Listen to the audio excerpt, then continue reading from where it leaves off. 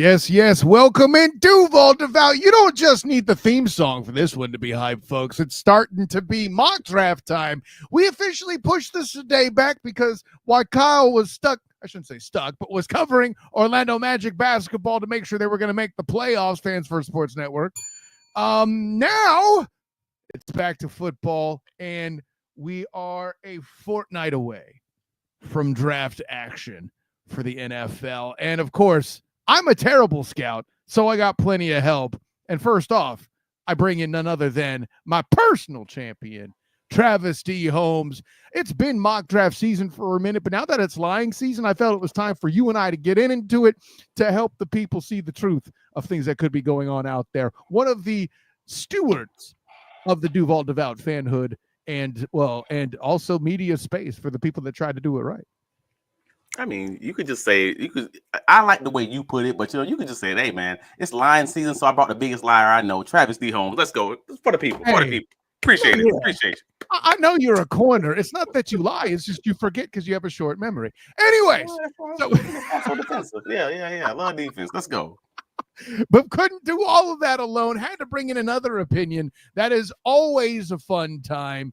You know him and love him. I'll never forget him for his Trevor Lawrence sermon, which still holds true today somehow. Sometime later, News 4 Jack's own Jamal St. Cyr.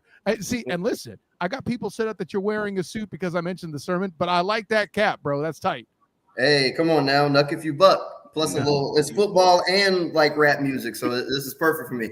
I wanted to say I had no idea how long a fortnight was. I had to Google it, and you used it perfectly. So, learning new things already. I have honestly never used a fortnight before.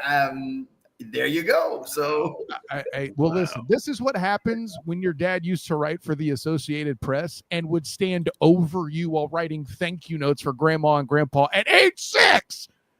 I think that happened.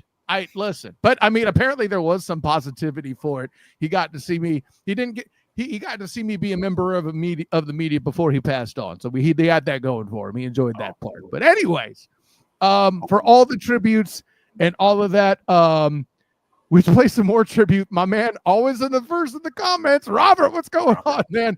Whenever he does the thing, I got to show him the props. But let's get right to it now.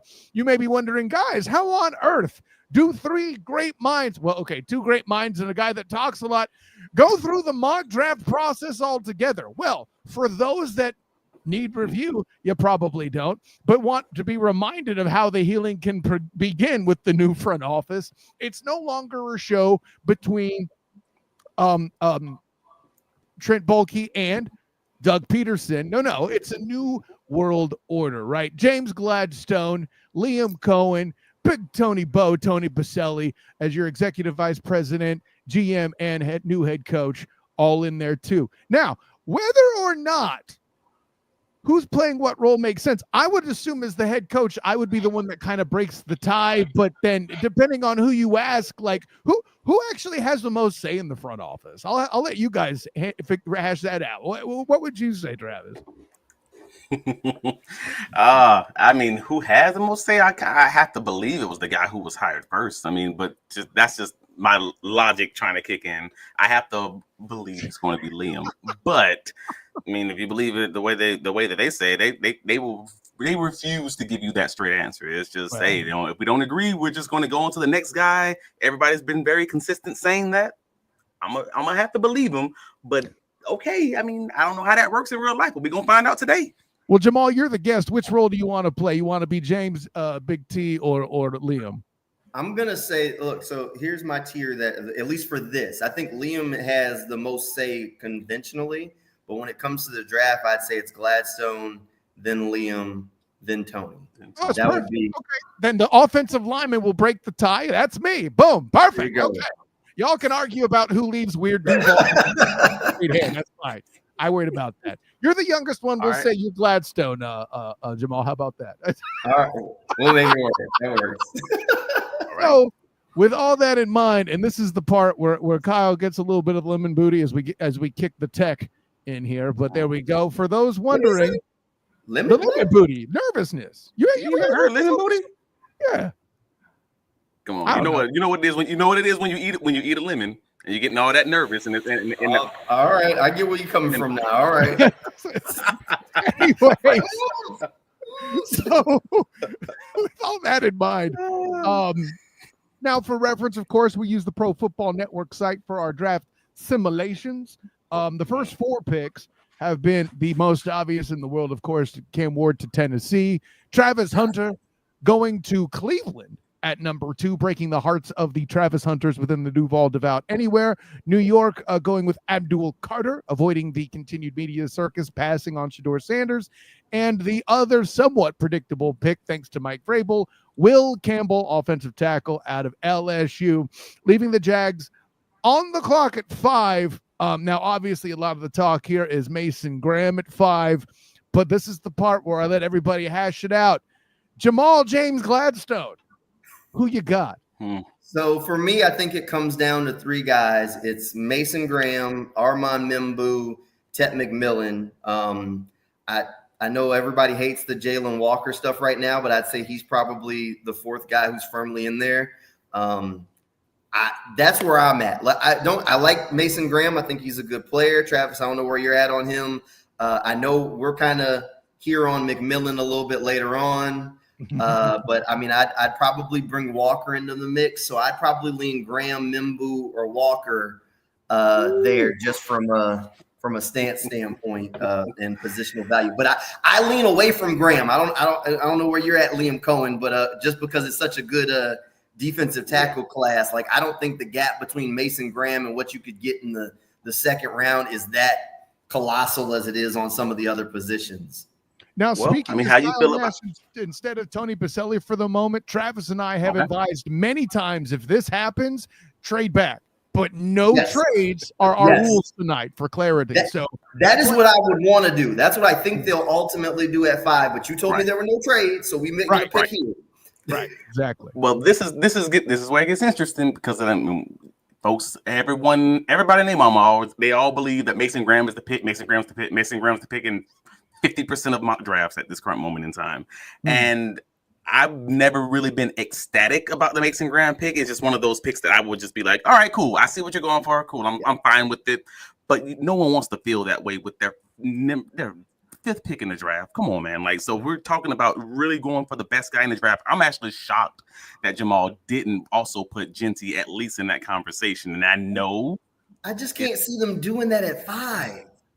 5 isn't the place to do it. Yeah. I just don't think they're at to me, I go back to like Saquon with the Giants or Saquon with the Eagles. The Eagles were ready for him and he was able to explode. The Giants weren't at that spot. So he was good, but he was never great.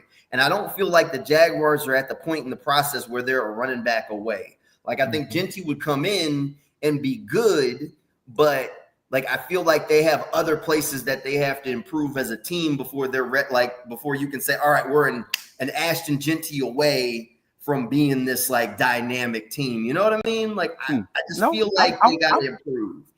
So I'm with you, Ashley. I'm truly with you on that. My only pushback, at least a little bit of pushback I'll give there, is the fact that they were a bad team outside of Saquon because they were bad at drafting offensive line. They were bad at drafting pretty much the whole rest of that New York Giants team. Does not discount the fact that they were good in drafting him and they just failed everything around him. So all I'm saying is someone like an Ashton Genty, if you did go offensive line in the 2nd and 3rd round and all of a sudden you are now like the Tampa Bay Buccaneers going from a 32nd, 31st ranked rushing team to a top 10 team simply because you made those 2 small changes. I can see an argument for it. So I'm not saying that we are a Genty away. I'm just saying that I can see the vision. I hear you. And I mean, I'd make the same argument for Genty that I'd make for Graham, except it's a little different. Like I think Genty is on a tier on his own, but there are some really good running backs in this year's class that I feel like you could get in the 3rd and 4th. A couple of guys that I really like that could be, I mean, like you already have, like I don't hate Etienne or Bigsby, but I think you can upgrade that position if you wait a little bit longer, even though Genty's obviously the biggest upgrade.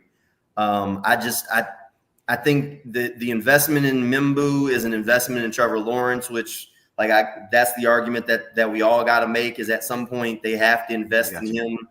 And I think the Jalen Walker is just is that the way they want to play defense? Mason Graham, like I like him, but for what I like him to be, I don't think that's what they need. I think they need a 0.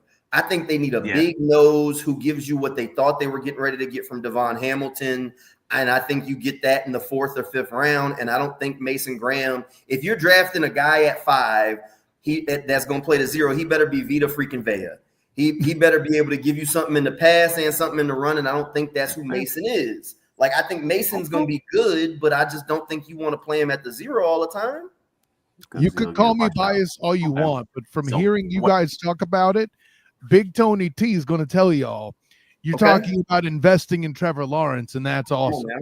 Okay. Yeah, so it's sounding like, from what I'm understanding, that this is a line in the sand moment.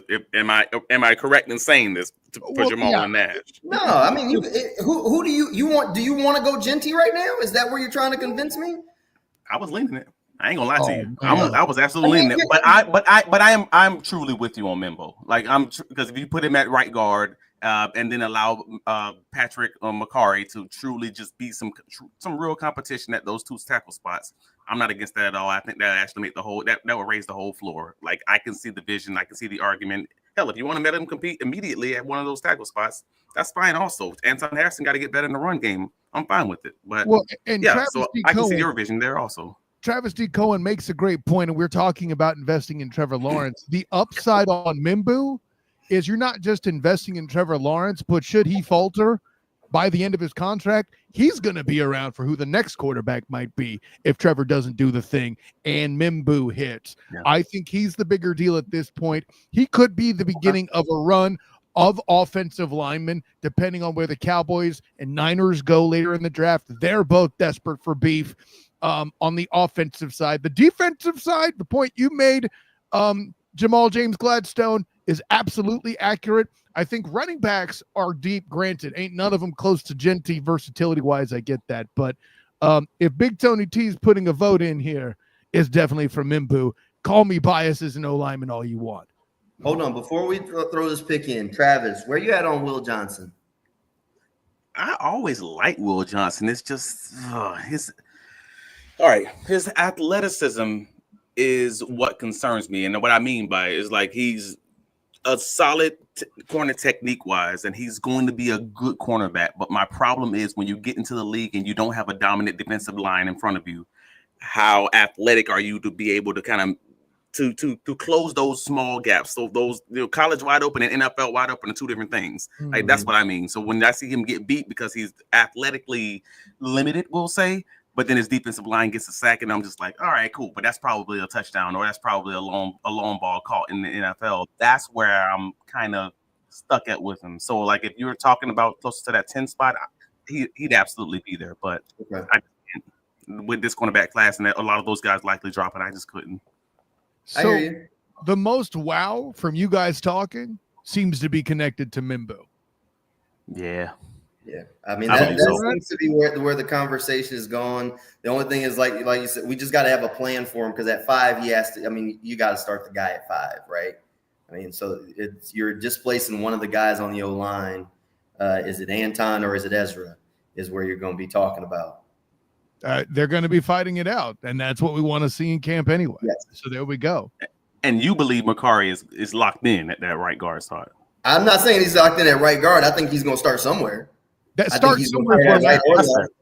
I think he's one of your guards. I mean, I haven't heard them talk about him as a center, but he's played center before. Like I wouldn't rule him out there.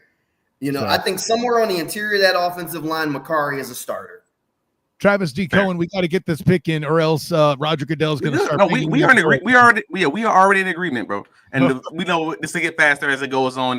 We'll be less passionate about these picks as it get, correct. And also, for clarity, one thing I think we are united on as a trio, gentlemen, is that the correct move is to trade back. But we're going to put in for Armand Mimbu out of Missouri to absolutely maul people to help in pass protection, while also maybe trying to manufacture a run game with a bit better opening of gaps. That physicality we were promised offseason last year in being hunted for, right, gentlemen? So we have that going for us here. As we're looking, I'm seeing Matt Golden fall off. And yeah, I know that breaks Travis's heart. That's why I brought that up. Walter Nolan at defensive tackle, still currently on the board as we clear the first round. Still, oddly enough, Jackson Dart still on the board as we get to 36. That's interesting. But at any rate, wow. This is an interesting development. So for those who aren't watching the video and are listening to the podcast, Emeka Egbuka of Ohio State, the wide receiver, still on the board at pick 36 here as we're in the second round of the group here. A lot of offensive faces here. I didn't expect Omarion Hampton, the running back out of North Carolina. I mentioned Jackson Dart in passing. I know that won't matter to us. But so we know the history. Also a defensive tackle on the board here. Go ahead, Travis. Excuse me. So we know the history of the Rams' last two draft classes under Gladstone, and if you believe that they're in lockstep with their philosophy there, it's going to be the big guys early. We've already established that when we went offensive line in the first round. We already talked about this actually in pre-show. Jamal already said this something very similar in discussing Tyleik Williams, who just happens to be available right there in discussing that nose tackle, that zero technique that may be available to eat up all that space. That's where I'm leaning immediately. I mean, I don't know if you have the rest of the defensive tackle board real quick. Yeah, I could do that. Filtering the defense. I just want to see who's gone and who's still there at that DT spot. Yeah, he's it in this range. He's definitely the high guy right now. Okay, I mean, look, I'm here for Tyleik Williams. I'm here for it, but okay. What about Emeka Egbuka? I know, I thought it too. I mean, it's hard to say no to that. I'm just saying. What about Egbuka? Look, I think they have to add a receiver to that receiver room at some point. It doesn't have to be now, but I think it's got to be between day one and day two. We didn't do it on day one. I mean, we still got a little ways to go in day two. But Egbuka's a guy. Like, it just depends on your draft philosophy, Travis. So, like, I think there are guys that probably have a higher ceiling than Egbuka in this draft. But this dude has a high floor where you know what you're going to get from day one and probably throughout his career, which is a reliable guy who's going to be on the same page as the quarterback and know the offense. If you want to take the swing for the high ceiling, we can wait and go later. But so that's why I said I don't know where your stance is on philosophy. Like, do you want to take the big home run swings or do you just want to get on base? Because I think Egbuka's on base. I'm just glad we didn't get a tight end in the first round, for the record. Egbuka's on base, but they've been pretty religious about this whole. Hey man, free agency is where you gain your floor for your team. The draft is where you gain your ceiling. Well, if that is truly the case, and if I believe your words, then okay, cool. Then that means I'm looking for those swing for the fences kind of picks. I'm not saying it has to be like egregious or anything like that, but I'm not looking necessarily for the base hit. Unless I'm getting that in third, fourth, fifth round, something along those lines, if that makes sense. I feel you. All right, so Tyleik Williams, I think is the lead out. I mean, Luther Burden the third. I don't love him these days. I ain't gonna lie to you after last season. But Xavier Watts, my boy, like, they could use some safety help. They could, but do you believe that they're going to use a safety that's pretty problematic in the alley? He's pretty problematic when it's time to field. When it's time to put your big boy pants on and make that tackle down in the box, that's his. That's not the safety I want. I'm gonna tell you straight up. If Kevin Winston Jr. out of Penn State on the board next round, I'm gonna be banging the table for him. Coming off the ACL. Okay, so we hear on that one. If he's there, we get that steal for him. All right, look, I'm good. You run that Tyleik Williams pick, and I know our Kyle Baselli over there wants to run that one in. Yeah, big Tony K is all down with that. By the way, I was saying before we aired the show, I can't escape this guy in my mock drafts. He's always my 2, and I don't trade. It's wild. It was like Jared Verse for Travis last year. Travis, are you excited about this pick? Excited? No, because it's not a DB. But I'm happy. Yeah, because I mean, let's be clear. Let's be clear. I am biased, and I own it, and I tell everybody I'm biased. I don't care. I am biased when it comes to DBs, and we have not drafted a corner or a safety yet. So when we get there, then we can start cheesing a little bit. Well, and pretty consistently, I know when we did the mock draft 1.0 for the Duval Dive, this is about the time I started hitting after corners and safeties, and you had a lot of luck, considering, granted not as much luck as Travis, but that's a separate conversation. Make sure you check out that mock draft episode if you haven't yet. So looking at how things shake out, there's some very interesting developments here. I'm seeing Jared Wilson out of Georgia as a center on the board here. We're at pick 70, of course, and we're in the third round. Quinshawn Judkins. It's a very interesting concept here at 56. I don't know if we want to go running back here. Another who I'm looking at. This is we got a Jack Beck Kevin Winston Jr. conversation that I feel like needs to be had. Am I mistaken there? No, I love Jack Besh, but I mean, I think they got to have a safety. I think they need a wide receiver too. But look, that's the tough thing is you need both, and you got both on the board. So the question is, which I think you're going to get a better value with Kevin Winston Jr. because I really think if he's not coming off an injury, this is a guy that would have gone earlier in the draft. I think Jack Besh is really good, but I think Kevin Winston Jr. has. I think he puts the safe in safety. As the Hall of Famer on the board here, gentlemen, I see how hard it is for safeties to be not only acquired, to play at that level to make the Hall of Fame. I happen to make it and wear my gold jacket with a Packers great. Oh, no, wait, that's Tony Baselli. But nonetheless, the safety position is not only the lowest for franchise tags, but it's also the hardest to find lately. I should say, when I mean Travis and I, you're a young, handsome man. I'm not talking about you, Jamal. But when it comes to me and Travis, we were blessed with a gold mine of safeties that just simply does not exist in the NFL right now. Whereas, and then this draft has plenty of Big 12 receivers that are going to get overlooked and be late second day, third day guys that we can make quality pickups. For those who may have just seen what I did out on Twitter before I started the show, TCU's Savion Williams, I picked him up 4th or 5th round or so, pretty late, and feel great about that, combining Brown with BTJ in that group. And I mean, goodness gracious, if they have Savion Williams and Gabe Davis, that'll be a lot of size, assuming Gabe is healthy. But so where are you leaning? Can we look at the wide receiver board and see who's left? We can look at the wide receiver board, but as I speak here, I'm looking at the safety spot. If I were to pick between wide receiver and safety here, I would go safety.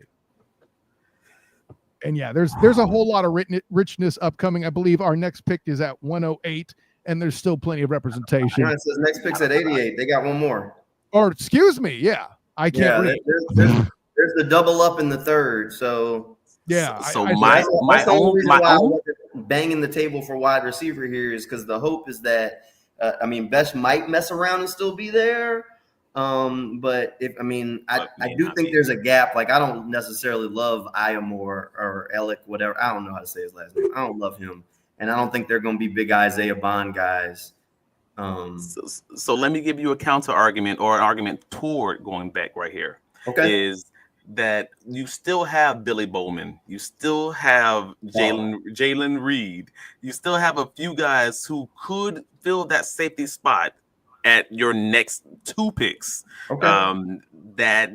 There's an argument, but I'm here for you. Like again, if you're going for the ceiling guy, it's probably going to be Winston Jr. Like I'm with you on that piece. I'm just wanting to point out that we do have other options at safety, whereas the wide receiver market looks like it might fall off after Besh. I've had Ransom. I've had Lathan Ransom available at 88 an awful lot in my mocks, gentlemen. That's all I'll say. Yeah, I like Bowman better than Lathan a little bit. But Jack Besh, I like Besh. I do. I don't know how high the ceiling is for him. Like I've seen people throw out the whatever comps. I don't know if he's that. I don't think he's that guy. I think he can be good. He's got size. Like I'm trying to think about what a guy. I mean, he almost reminds me, and I hate to throw around these kind of things, but like Eric Decker a little bit. You remember him? I do. With the Broncos. Yeah, ain't nothing wrong with that.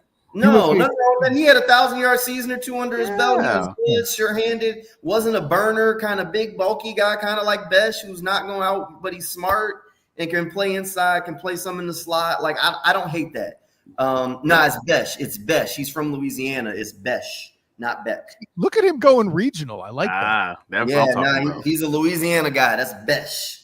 I'm good. I'm good with Jack Besh though, because I do think that wide receiver board changes a lot after him, and I think we can get a safety a little bit later. That's not maybe as big a gap between Winston and the next guy. So I'm with you. If you want to go Besh, I'm there.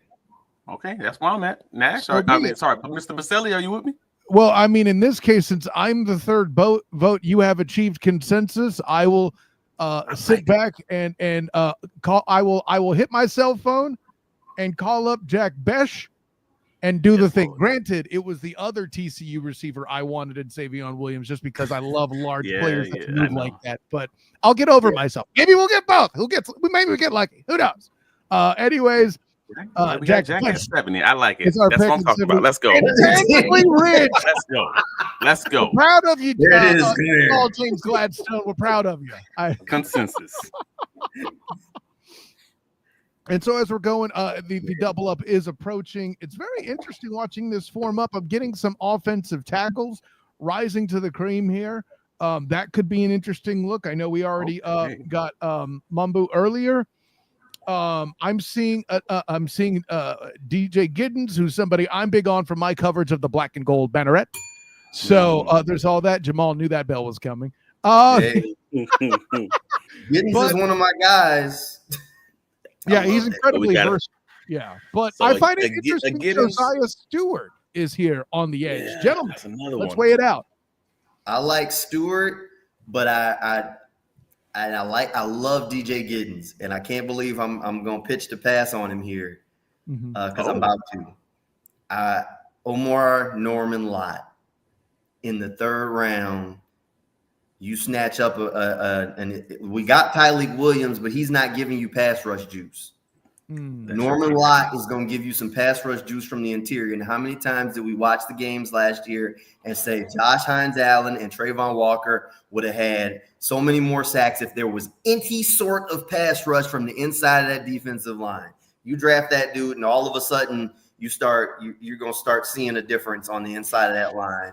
And you mentioned some of the stuff that they did with the Rams. I mean, think about some of those picks where it was guys who had specialized skill sets, like Byron Young, who's the edge guy who came from Tennessee, who had a very particular skill set, and they just drafted him and used him for that. Norman Lott, Tennessee didn't use him against the run, probably because he's just so damn good against the pass. So, I mean, that's the guy where I'm pushing for right now. I mean, unless you see something else that you love. I'm more stuck, and I like Norman Lott. Don't get me wrong. I'm more stuck right now just looking at the cornerback situation because I was thinking something like a Dorian Strong, which I believe is still on the board. He is. They had, and I was just like, all right, because now we get into that Kobe Bryant, Dorian Strong range where I'm like, well, we still can use another outside corner. We still have Tyson Campbell, who's had one injury-free year in his first 5 years, in the league. You got to think about that too. When you're drafting corner, you can pretty much guarantee that whoever you're drafting is going to see time. Maybe they won't start, but they're going to see time, right? I think that's a safe assumption. Maybe. And that's kind of where I'm leaning right now. It's kind of figuring that out because otherwise we are going to be getting into that 5th round range, and then that it's a coin flip on these guys. Give me a little scroll here. Give me a little scroll. Can you scroll down a little bit? Scroll down a little bit. Oh, I'm sorry. I thought you said Strong. He wants to see how it falls off. I want to see who else is there. If you got Noah Williams a little bit later on, I like me a guy that's a ball hawk like Noah Williams. Were you wanting to look just at corners, Jamal? I just wanted to see who was on the board at corner. Gotcha. Let me put you I like Kobe. I like Kobe Bryant. I'm big on Za Frazier, even though no one else is apparently. I haven't watched him. I haven't watched Za. I ain't gonna lie to you. I earned my scholarship, so I was a walk-on guy. So I'm always going to root for the guys who kind of just like have to earn their way up. Start at 5th round, start at 5th on the depth chart and have to work their way up. That's I kind of don't my know. guy, so it's my bias. Travis That's fair enough. Cohen, for somebody who watches as much film on corners as you do, I would expect you would have had a better Duval at your introductory press conference. That's all I'm saying.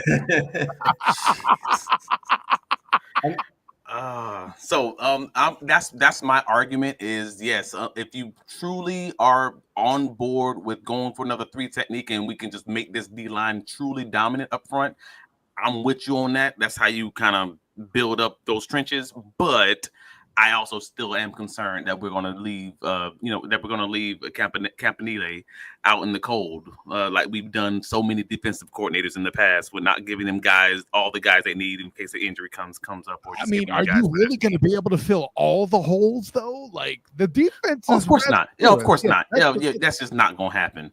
But with our first 4 rounds, I would expect these guys to be like truly playing on the field and to give me some starters. So that's kind of what we're talking about. So we're currently talking about maybe our third 3 technique on the roster, realistically. Like we got Eric Armstead. Yeah. We got Eric Armstead. We got Mason Smith.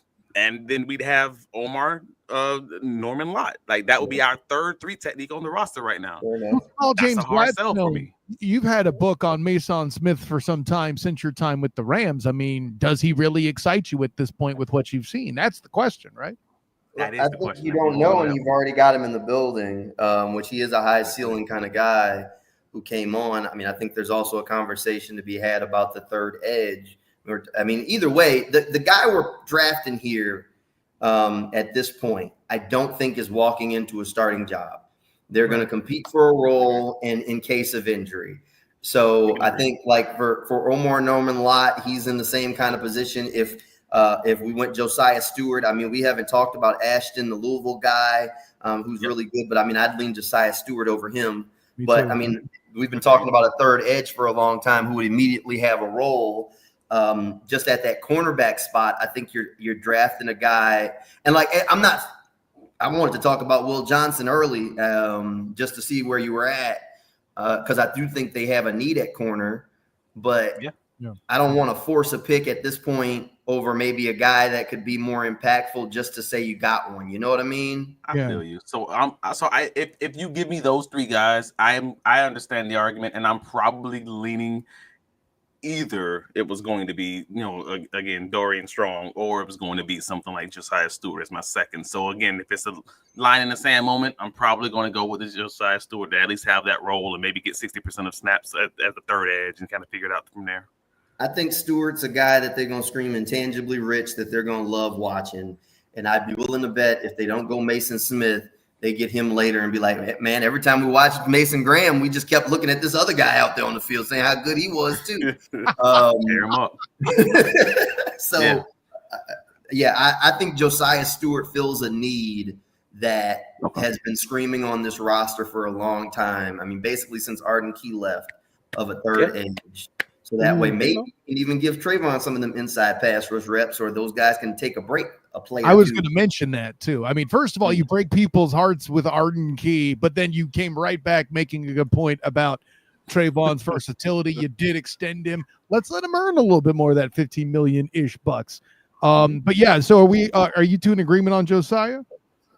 I think I am. I'm in agreement with myself, obviously, but I think that sounded like we were in agreement. Yeah, I think we're good on Josiah Stewart. Let's do Josiah. Okay, consensus reached. We got Josiah Stewart. I had feelings that included Stewart, but it did not get to me, and I ain't even that mad at it. I too think this could be worthy of an intangibly rich. I agree 100%. I noticed Gunnar Helm is still on the board at tackle as we approach 107. Oh my God, he actually DJ Giddens on the board. Stayed on the board, and so did DJ Giddens. Get your guy, Travis. Though your guy's Strong. Dorian Strong also I at know, 96. but not DJ Gentlemen, Giddens. for all your lightsabers, this I was ready to give it to him. I thought you were gonna be like, we got to get Strong now. So I was, but I also did. I'm here for. You got me in my Trent Baalke right now, bro. I'm thinking about that value, and I can't stop myself. You got DJ Giddens right there. No. It feels right. You can't get no righter.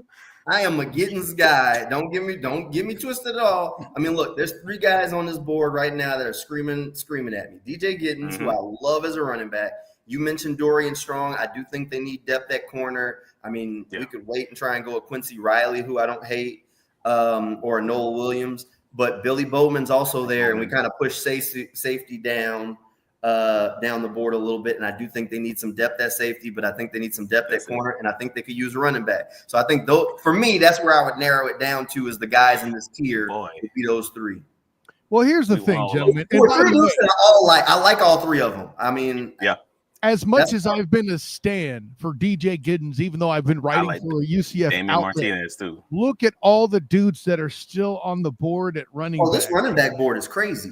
Yeah, overrated Ollie Gordon is on the board. Dylan Sampson's still there. I expect we'd be able to get RJ Harvey day 3 if we tried, whatever. I can't go Giddens then. I mean, this board is crazy.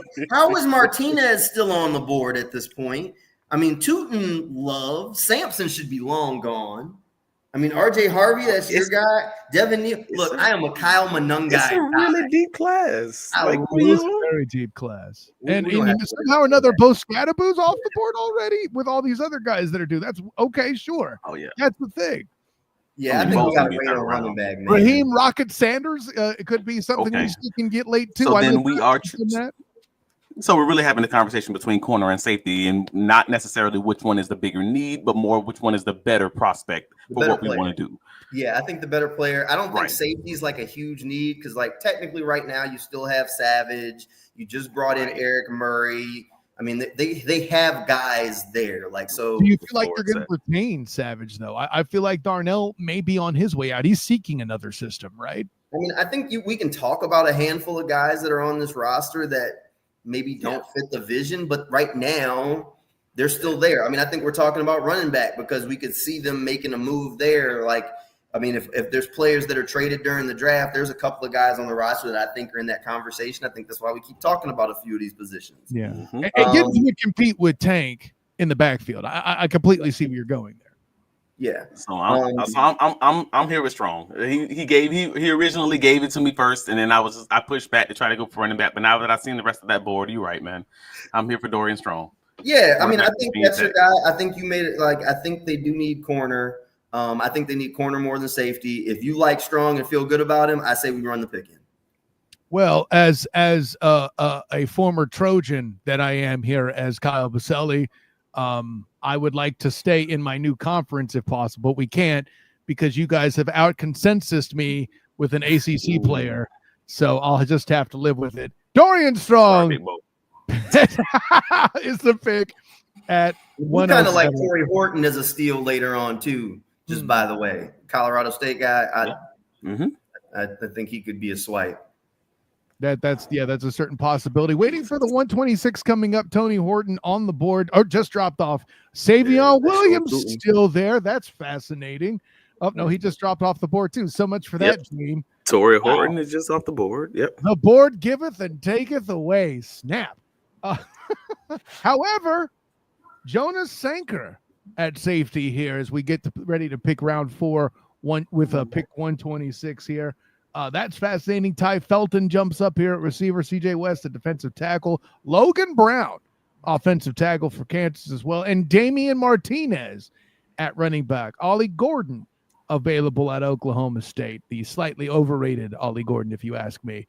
Pat Bryant at wide receiver, even for Illinois down at this point. That's a Jacksonville guy, man. Come on now. Right on. Atlanta Coast High School. That's Duval Pat. Yeah, that's Duval Pat. That's his Twitter name. Come on now. It's almost as if I mentioned him for a reason, gentlemen. You know. Wait. So can we see the rest of the safety board? Because I'm like, wait a minute. I know what's the name? I know Billy Bowman is gone already, but is Reed also gone? Looks like it. Interesting. Yeah. So we got RJ Mickens. And then Malachi Moore after Mickens, right? I don't know if do you have a strong opinion on Sanker? Because everybody keeps talking to me about him, and I like Mickens more than I like Sanker, but I don't know enough to just say. The only thing that I could find from Virginia stuff is like the coaches talk him up like a coach on the defense kind of guy. Like he's really smart and committed. I mean, when I've watched the stuff I've watched from him, I mean, Billy Bowman, man, I was blown away watching that. I'm like, okay, give it to me. Sanker, I'm watching it and I'm like, okay, he looks like a guy. Like I don't see a high ceiling on him. He just Sanker just looks like a guy to me. Like RJ Mickens, I'd lean heavier for than Sanker. Just which, if you believe the projections, he might be there at 142 here in our next pick. Well, the comments seem to like comments Sanker. Say they want maybe maybe I don't know enough. I don't know, but I didn't love him. If you were asking, I'd be leaning Damian Martinez right here, the Miami guy. I mean, that's a load at running back. I mean, we've been talking about running back. I'm good with waiting on running back a little bit longer. I mean, look, the phone a friend came in and said Sanker is supposed to be our guy. So, well, I'll say this as my role as executive vice president, the fans pounded the table hard for me. So it would be hard for me to argue with them at this point, right? No, I am with you with going running back at this point, because Martinez is probably going to be one of the better running backs you're going to get later in the draft. At least more complete running backs you're going to get later in the draft. There's only probably 3 to 4, unless you're just talking about a guy who's going to just have a role, either third down role or first 2. It just depends on what you're looking like. Martinez, I think, is probably the best runner. He hasn't caught a ton of passes, and I'm not going to tell you I know about his pass protection. They're going to figure it out.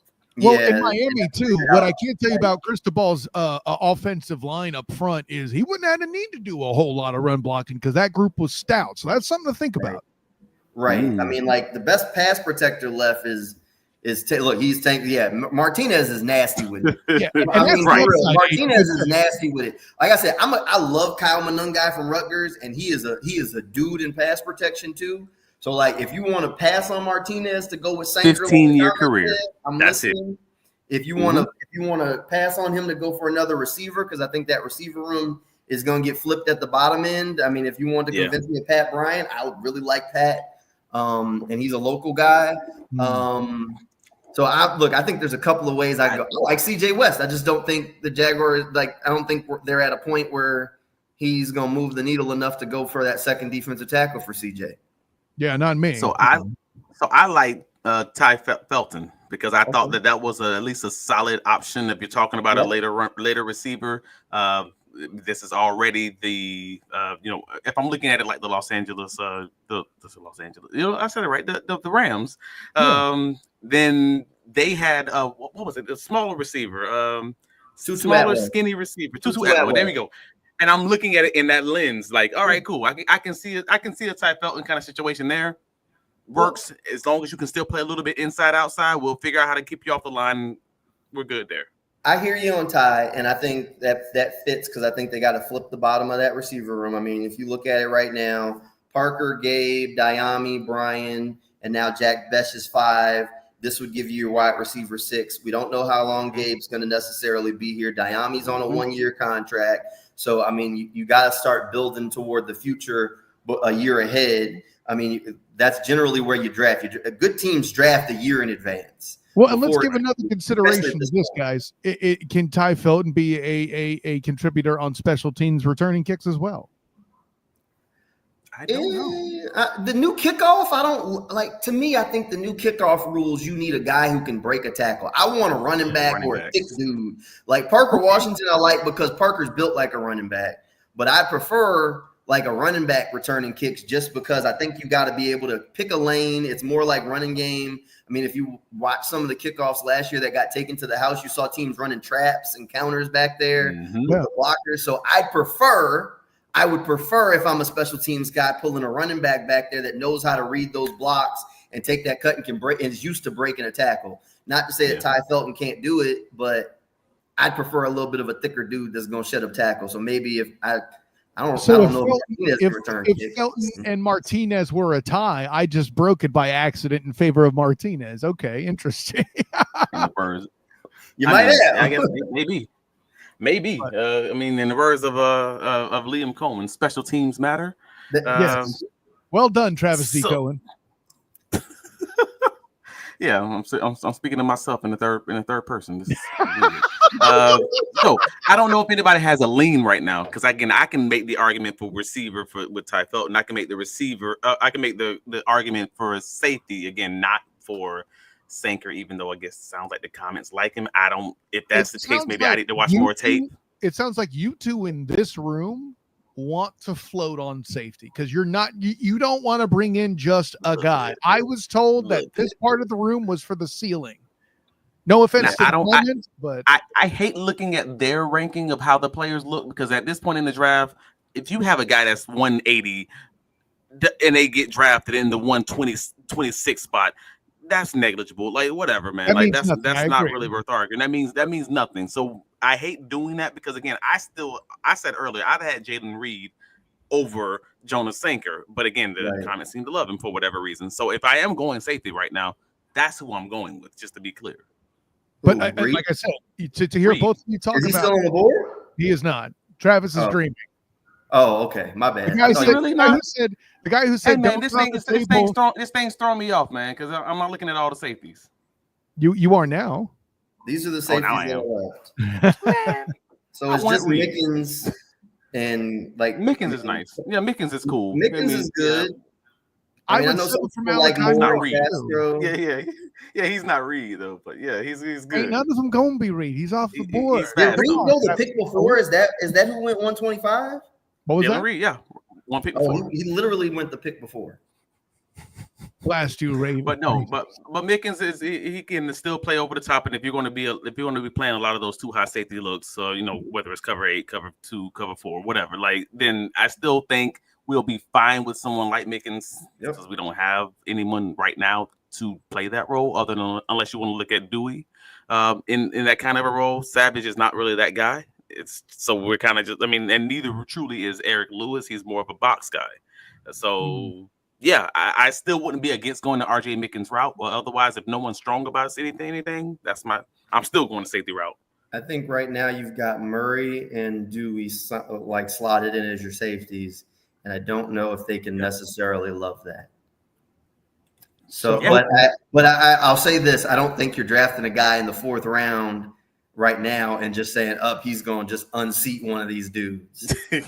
So like I think we're kind of stuck either way. That's why I was trying to put like if we could have got Kevin Winston Jr. I'm like, okay, boom, you slot him in, or if we made a move to get somebody early. Like I think if Starks, man, I think if they trade back, Starks is going to be in the conversation. Right. Well, keep in mind we've got a corner picked up. Trade backs. Yeah, those are options, and in real life they're not here right now. We know they would be open to it.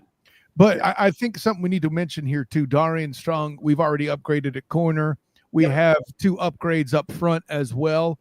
I think safety, we're not going to get a starter at this point. I think Jamal has that part right. So we got a guy who's playing a role versus a receiver that you're looking at, or even Martinez. As much time as Dearness Johnson got, any running back that gets brought in, we're looking at somebody who will fight for Tank. If we're doing this from who will immediately produce the most for the team, I can make the argument that Martinez will be that dude, especially if we go with Jamal James Gladstone's route of utilizing him in the return game. I think that's a more complete pick at this juncture. I'll just point that out and let y'all chew on it. So Martinez will be your choice between at this point. Is that a fair assessment?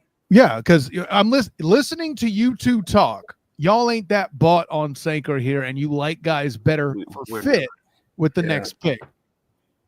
We're not, and because we can't come to a consensus, I'm just like. And the only guy that got really excited was Jamal James Gladstone about Damian Martinez. Look, I think this is a good running back class. I think nabbing Martinez, he's got wheels. Like you watch him and you even see shades of what Bucky Irvin was doing last year, but he's got size, and he will run somebody over. Like, and if they're serious about wanting to run the football, which every step so far they've said it, and they put their money where their mouth is, going to get big boys on that O-line. We invested in Armand Mimbu. Yeah. Now, can I ask the question? How do we feel about having 3 running backs on the roster who we still have question marks as far as how they're going to pass protect? I think that's fair. I thought somebody said Martinez was. Oh no, you said you didn't know. That's true. I said I don't. That was going to be a question mark in his game. We know Tank. No. We don't do that with Tank, and we don't do that with Travis. Those are both no's. Those are hard no's. I know how Kyle Monungai is a good pass protector. There are a couple other running backs along the way. RJ Harvey. Martinez hasn't been. Yeah, Harvey's good. Martinez hasn't been used heavily in the passing game. He hasn't caught a ton of passes, but he is a beast of a running back. So you're right from that standpoint. I also think if they draft a running back relatively decent that they like, there may not be 3 running backs that they have question marks about pass protection when it's all said and done, if you know what I'm saying. So let's draft 2 of these late running backs is what I might be getting from this conversation, and just you know what I mean? Make some moves. Yeah. Okay. But I think was not where I expected that to go. Okay, interesting. I think the wide receiver room is serious. I mean, we haven't talked about Jordan Phillips. I think there's a bunch of defensive tackles, but Jordan Phillips is another big body guy that can help out on that D line. But I'd lean Martinez. Wait, Jackson Slater. Let's go. Wait. Jackson Slater. Let's go. No. I didn't know he was still available. No. We got to talk about this. Okay. You gotta. I was just having this argument on Twitter earlier today, talking about Jackson Slater, because he's one of my favorite prospects who can play center and guard and just float between either one in both the gap scheme and a zone scheme. And I'm like, as soon as I see him, I'm like, wait. Now I'll get excited about that one. If you want the O-line to be great, bring me any running back. I don't care. Put me back there. It's gonna be all right if we have this many offensive linemen and we got depth there also. Jamal James Gladstone, thoughts? I like Slater. I think he's a really good athlete, and I'm not going to tell you. The reason I'm not going to argue with this, if you really want him, is because every time Liam Cohen brings up Luke Fortner, I kind of twitch a little bit, and he keep mentioning him as a guy who knows the offense just a little too much for my taste, and I'm like, so I need, like, he even said it yesterday during his press conference. Oh, the 2 centers on the roster now. I kind of was like, two. Where you got 2 from? So if you want Slater and you think he could be the center of the future, look, run the pick in, because I've watched enough of Luke Fortner being 5 yards behind the play. I don't want to see it no more. I'm good. Jackson Slater done. As a former media member of the Jacksonville Jaguars, as I am as Kyle Baselli, I'm getting damn sick of people bringing up of Luke Fortner himself. I formed the 3-man consensus that is Jackson Slater. Before the Ginger Hammer Roger Goodell can hammer us for being any later than we are, I'm going Jack later. So you know what's funny, when they signed Robert Hainsey and I did the little summary of his game basically after watching a few of his games, it took everything in me not to say Luke Fortner's name, because they're coming from the same, like they have the same general. They have. No, on the live one. Sorry, on the recorded one, not the live one. I did the recorded one first, and then on the show later, I was like, and I admitted out loud, hey, I was trying my best not to say Luke Fortner's name, because I know that for this fan base, it's a little bit toxic. Yes, but they play in the same ways. He's not a mover. He's a guy who's going to redirect. He's a very smart player, but that's unfortunately going to taint his name if you just try to associate it with that. So I understand a little tick when you hear Fortner being someone that they want to lean on. I get it. If nothing else, if Fortner really is all that in a bag of chips, he'll have a young rookie bringing down this deck, fighting with him at camp. And if you can't beat him, may the force be with you. Now, I would be remiss as we line up for the 142 pick to not point out Duval Pat Bryant is still available. Gentlemen, Tarrant. All right, let me see the rest of our team, what we have right now. Just make sure I'm not so what mistaken. we have so much so far here with our first, goodness gracious, we do have a lot of picks, don't we? In our first 6 picks, number 5 overall was Armand Membru, number 36 overall, Talik Williams, number 70 overall, Jackson Besh, because he's from Louisiana. Josiah Stewart, 88. Out of Michigan is an edge rusher. Dorian Strong at corner to make Travis happy. Rip Fortner and Tugboat. Shouts to Zenith for jumping in. Dorian Strong at 107, the cornerback out of Virginia Tech. And Jackson Slater, the exerciser of the Fortner Demon at pick 126 as the offensive guard / center out of Sacramento State. I might be biased, just a little bit biased, but I think you know where I'm going with this. Where you going? You want RJ Harvey? I think you know where I'm going with this right now. RJ Harvey, please, from the University of Central Florida. I think that would be a prime pick right now for this situation. If you're serious about protection from the running back core, RJ Harvey will provide it. And keep in mind, this is a dude that provided protection for four different quarterbacks on the year for the UCF Knights, black and gold banneret, blah, blah, blah. So, and it's hard to look away at a dude that's put up damn near 1,600 yards. I get it. What I would also offer, bare minimum, he's your third down back. Bare minimum. He's Dearness Johnson, except cheaper and younger at bare minimum. Great point. The other piece I would pound the table about is in the Gus Malzahn offense, with no disrespect to Coach Malzahn. He was going to basically do one thing and one thing alone. For anybody who has seen the X-Men movies, yes, a juggernaut. I'm pretty sure Ryan Reynolds had a casting call to see if he could be a stand-in to do the animation for the juggernaut. Joking aside, I believe he's a lot more agile than some of his bulkiness at his size and stuff is. You saw him outperform a lot of runners at the 40 on the combine. Of course, nobody reported it because everybody hates UCF, right? But he could catch the football better than his stats would allow out of the Gus Malzahn offense. I think that is something else to consider as well, gentlemen. All right. So there are a couple of guys on this board that stand out to me, right? Other than Duval Pat, of course. Other than Pat, I'm a big Pat guy. I think I've watched him from high school to college. I think he is all about ball. He only had one drop last season, so sure hands, big body guy. I think he scored 3 game-winning touchdowns for Illinois last season. So, I mean, he's a guy who they trusted to show up in clutch. And if you go back and watch some of them, it was like, how did he score there? But I digress. Anthony Belton's a huge dude, but we've already double-ditched on O-line, so I'm not even going to try and sway you on that one.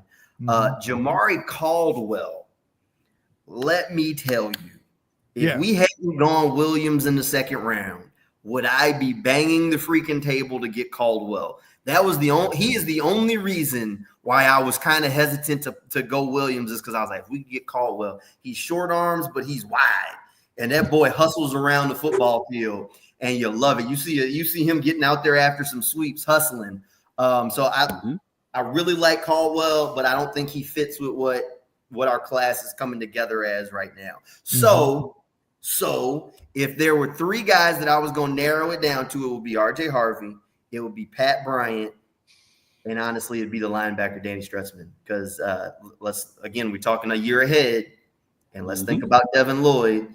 And I mean, they do have Ventrell there, but we don't really know how this new staff is going to really feel about Ventrell. There is a linebacker spot in that room that's been opened up because Caleb Johnson is no longer here. So there's space, repetitions. And I think Strutzman is a guy who is all about ball, who at worst case, he's going to be a core special teamer. But I think RJ Harvey probably has the highest ceiling of them all. So that's where I would lean right now. The ceiling's a good take, too. By the way, I think Strutzman coming in helped solve the mystery of the Chad Muma experiment for sure. Right. He's another guy who's coming to the end of his contract. So you're getting ready. Again, thinking a year in advance. They haven't picked up Lloyd's 5th year, probably not going to, it sounds like. And then you've got Muma, who's also coming to the end of that. So a year from now, you're looking at a linebacker room that right now has Foyer and Ventrell Miller. The irony is I have a lot more trouble. I feel like we're going to get more intangible richness from this pick than our 107 pick. And that's 75 picks ago, right? So now realistically, I don't know I know this is a deep running back class, but I can't imagine we getting RJ Harvey in the 5th, bro. I can't imagine. I've said this to Kyle. I don't know how long ago it was. It might have been late January. We're close to a month. It was that. I've been saying this from the jump because he's 24 years old, so he has that old man strength advantage over a lot of these guys. Like when he first started playing, he was 21 years old playing against 18-year-olds, dominating, and a lot of teams push him down draft boards just because of that in such a deep running back draft. So I was always 4th round to 5th round range on Harvey from the jump just because of that demerit against him. That's well, fair enough. and that's a fair enough. The reason why I believe there's a universe where this happens is for one, again, people hold UCF against UCF. That's just what they do. They're still not happy about Danny White and the national championship thing. Trust me, I get the damn comments all the time, black and gold banneret. So with all that being said, there's also the fact that he's carried the ball for a 1,600-yard year, and then I think it was a 1,400-yard previous. There is not just age but wear on those tires. So I think that's another thing that is held against him for already the short shelf life that is a running back. I still think Harvey would be a great pick here, though. But Mason Graham might be the most connected guy to the Jaguars, but RJ Harvey's got to be like the second, right? I mean, I've been seeing him mocked and connected to this team for months by, a number of different people for a number of different reasons. And so I think it's one of them things that gets hot and cold. I think this is a good running back class. I think there are probably some other guys that are still on the board that they could get that could be helpful. But I mean, I'm good with Harvey. And a quick clarification, Timmy, he turns 24 during the season. He's not 24 right now.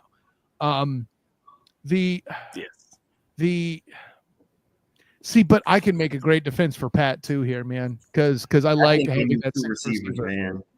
I think you need two receivers. I think Jack Besh is going to be a slot. I think you need a guy. Pat's going to be your outside guy. I think they want to play BTJ more in the slot than he did last season. So I think you need guys that can go on that outside. And when you say, all right, if you ask me right now what I'm going to get from Gabe Davis, I'm going to look you in the face and say, I have no idea. Nobody does. I don't think Gabe Davis knows. And no disrespect, I just saw him at UCF's open practice on Sunday.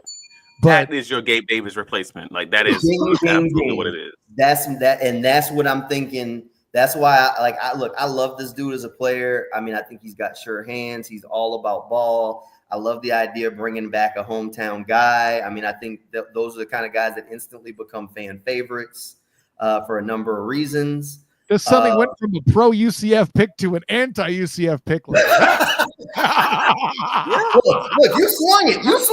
You did it. I mean, you did that, bro. I mean, this is like drafting ETN and letting the other ETN go. Like that's basically what we're talking about right now. Somebody mark it here. 1 hour, 2 minutes into this show that I'm not a UCF homer and play it for all the dang USF people that dissed me back when we were still in the American. I'm just saying. You swung it, man. You swung it. Tony Baselli coming in for the receiver. Yeah, I know. We got Membo. I'm happy, right? No, gosh, there's of the three we listed here in Bryant, Stutzman, and Harvey. I don't think there's a losing proposition. All three of them are going to compete for a spot. Alan Lazard. Yeah. Pat is Alan Lazard. So you guys are leaning between Pat Bryant and RJ Harvey. Am I correct there? Yeah. Well, we still have no passing back. We still have no passing back on this roster. Go to the running back filter for me real quick. Well, and I'll say you keep talking about a passing back. Listen, it was a major issue in that Doug Peterson offense, man. That throw later in the game against the Eagles that went to Darnus Johnson would have been caught by RJ Harvey. That's what I'm telling you. Robert, bruh. Scroll. Here. Oh, scroll. Sorry. Yeah, scroll. I mean, Devin Neal's well-rounded. Love Kyle Monungai. Devin Neal is well-rounded. Kyle Monungai, yeah. Kyle Monungai's a 15-year running back. Like, off rip. Taj Brooks is slow as all hell, but he'll pass block for you. And he's going to run. Taj Brooks is James Robinson 2.0. He ain't out running no damn body, but he's going to do everything pretty good. Okay. But if you want a dude that's going to be a passing down back, I mean, Jaden Blue, speed. Jaden, yeah. That's a pure passing down back. He ain't going to give you nothing else besides in that role.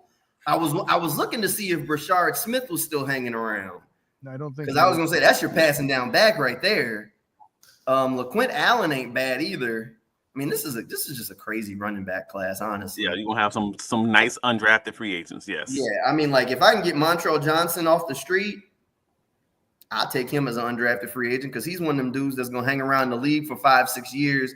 He's gonna have a Dearness Johnson type of career. You'll look up, he's been around 8 years. Hey, listen. Since Dearness Johnson was at the Shrine Bowl, I've been impressed with his game, but that's a whole other question. But Devin Neal is a good pass blocking back. Absolutely. And he's well rounded. He's a really good running back. Before Kansas City's quarterback forgot how to play, last season for a bit with his injury, he was excellent in protection, and they took a lot of advantage of that. Trust me, I watched UCF get abused in the Big 12 by Kansas, and he was part of the reason. So look, here's what I think it comes down to right now. I think we're trying to get a weapon for this offense one way or another, right? Yes. So I think we're between what weapon that they need more, and I think it's a decision between running back and wide receiver. And we've already got a wide receiver, so this would be adding a second wide receiver to that room, or we add the first running back to the running back room. Well, more importantly, we got a big body wide receiver already. We already got a big body, but I don't. Is Jack Bech going to survive? Is he a slot? I think he's going to play more slot. I mean, I think he can go both ways. I think he's going to play both. Yeah. Yeah. I mean, I think he can play both. And that was the benefit, is the fact that he's not giving away what you're doing just by being on the field. He's not a 90% slot player. And that's what we're trying to account for. Correct. And that's what we're trying to accomplish. Yeah, you don't know where he's going to line up. And I think they want that versatility, because I really think they wanted to line up BT in the slot a ton, because they've mentioned multiple times how good he was in the slot at LSU, which we all said coming out. And them slot fades is where he's scoring his touchdowns.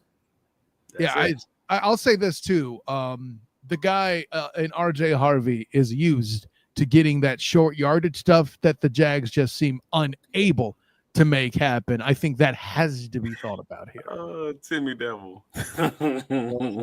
He says we're biased, guys. We are biased. Didn't he not just see me take down Gabe Davis? What are we doing here? I shook Gabe Davis's hand on Saturday and took him down here, right here on this podcast. What are we talking about? Try it. I mean, that's cute, Timmy, but the facts of the case are these, man.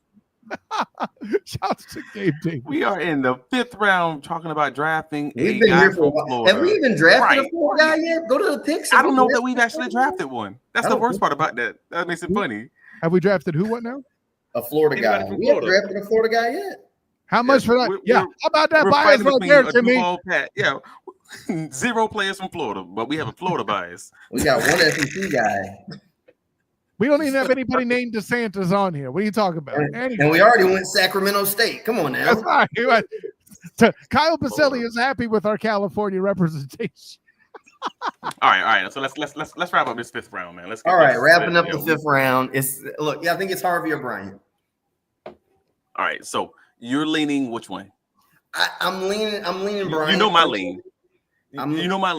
So my lean was Harvey. You're leaning Bryant, and because this is not a line. This is not a line. This is not a line in the sand moment for me. I will leave this up to Mr. Nash, Mr. Baselli Nash, to break that tie. If you don't want to break that tie, we can go. We can leave. We can go. Danny Strussman. I don't care. We can go linebacker.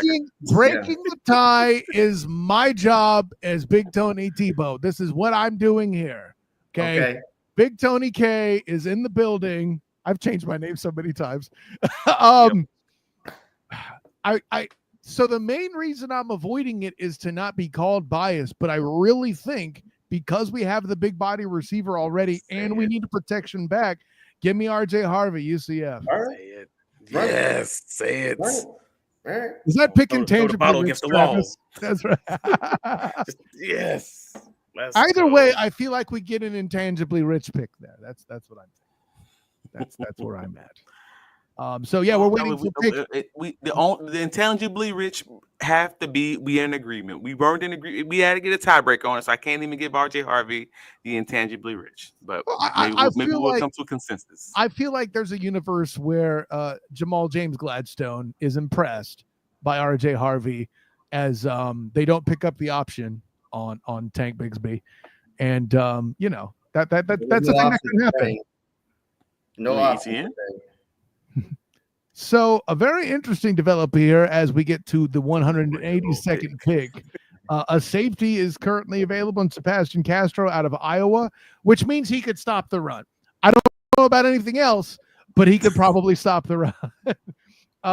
This pick here is one I made on Mock Draft 1.0 in Jamon Dumas-Johnson, linebacker out of Kentucky at this point. I remember very considered. Jake Majors at center out of Texas is very interesting. And that's the ones that jump out to me. What about you guys? What do you think? Nick Nash. Yep. Mm-hmm.